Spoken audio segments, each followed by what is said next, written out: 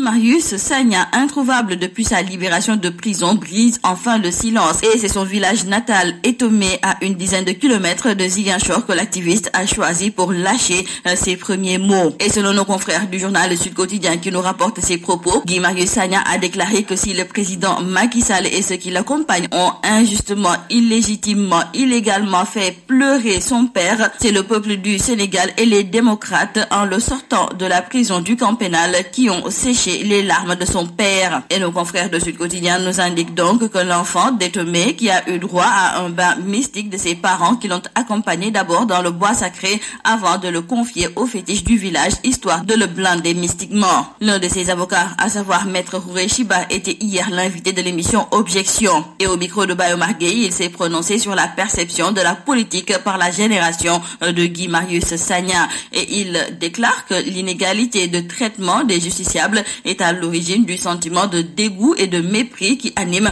la génération de Guy Marius Sagna vis-à-vis des politiques. Et sur ce point, Maître Houré Chiba a tiré la sonnette d'alarme sur le danger de cette désaffection et du rejet de l'autorité. La journée internationale de la femme a été célébrée ce 8 mars. Mais pour cette édition 2020, nos confrères nous indiquent qu'ici au Sénégal, elle n'a pas été fêtée à cause de l'apparition du coronavirus.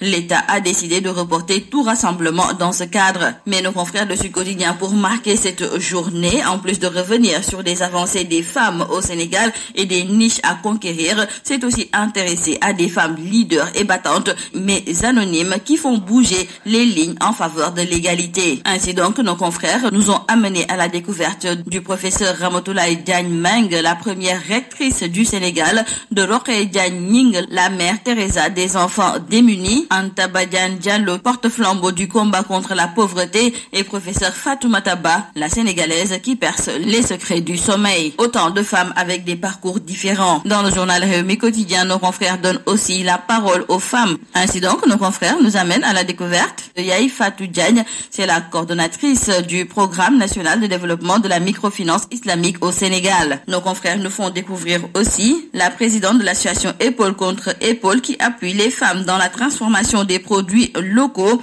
Anta Sarsine, mais aussi Ndeye Sali Diop Dian, le ministre de la Femme, de la Famille, du Genre et de la Protection des Enfants. Cependant, il faut noter avec nos confrères du journal Tribune que la journée du 8 mars a été une journée mortelle. En effet, nos confrères nous parlent de ce terrible accident qui a fait 7 morts et 48 blessés entre Fatick et Kaolack. Et à Thiès, c'est une jeune dame du nom de Mariam Diagne qui a été sauvagement assassinée. Nos confrères de Wa Grand Place nous indiquent qu'elle était étudiante en 2e année de DUT génie civil à l'université de Thiès. Elle a été sauvagement assassinée par son ex. Nos confrères du journal Les Échos confirment l'information et nous indiquent même que c'est donc un crime passionnel qui s'est déroulé à Thiès. Mariam Diagne a été sauvagement assassinée par son ex-petite amie, car ce dernier, ne pouvant pas digérer que son ex-copine soit mariée à un autre, a débarqué du Maroc pour se venger d'elle. Et l'on nous signale dans le journal Vox Populi qu'Assane Gueye a planté 17 coups de couteau à Mariam Diagne. Et dans le journal Libération, nos confrères nous indiquent que le présumé assassin a été appréhendé par une foule en furie qui voulait le lyncher, et n'eût été l'intervention de bonne volonté, le pire allait se produire. Et le présumé meurtrier du nom d'Assane Gueye, nous disent nos confrères, a déclaré qu'il aimait la défunte à la folie, et il lui avait même dit qu'il la tuerait si elle se mariait avec un autre, et c'est ce qu'il a fait. Et pourtant, nous disent nos confrères du journal Libération, la victime avait même porté plainte la veille pour menace de mort. Et avec ce meurtre de Mariam Diagne Faye, c'est la tragédie de trop. C'est d'ailleurs le titre qui barre la une du journal Enquête. Dans le point maintenant concernant l'épidémie de coronavirus. Depuis 5 jours, le Sénégal n'a pas enregistré de nouveaux cas positifs de coronavirus. Le ministre a fait hier le point sur la surveillance épidémiologique. Et selon nos confrères du quotidien Le Soleil, le docteur Aloïse Wali Diouf, le directeur de cabinet du ministère de la Santé, s'est aussi prononcé sur l'état de santé des 3 patients diagnostiqués positifs. Leur état est stable. Et concernant la guérison du premier patient, le professeur Moussa Seydi, chef du service des maladies infectieuses de l'hôpital Fann, déclare que ce n'est pas une surprise pour eux. Cette guérison est donc une expérience de plus pour son équipe qui était sur le coup des projecteurs après avoir sauvé la vie de l'étudiant guinéen qui était atteint par la maladie à virus Ebola. Et nous terminons par cette affaire Mamadou Diop Iseg et Dieynaba Diallo. Nos confrères de l'AS nous indiquent que le scandale de mœurs qui éclabousse le directeur de l'ISEG, Mamadou Mamadou Diop n'a pas fini de révéler tous ses secrets.